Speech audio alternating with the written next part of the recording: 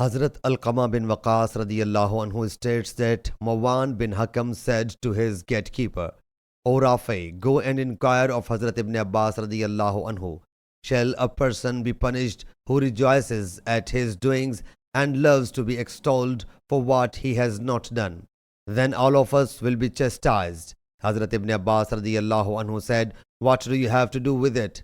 This verse is only about this incident that the Prophet ﷺ summoned some Jews and asked them about something. They concealed the truth and told him something else.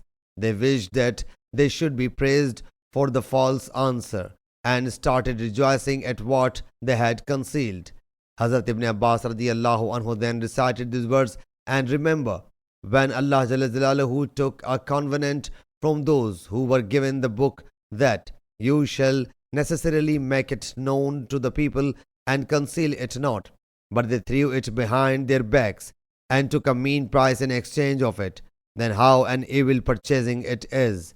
Never think of those who rejoice on their doings and wish that they may be praised without doing.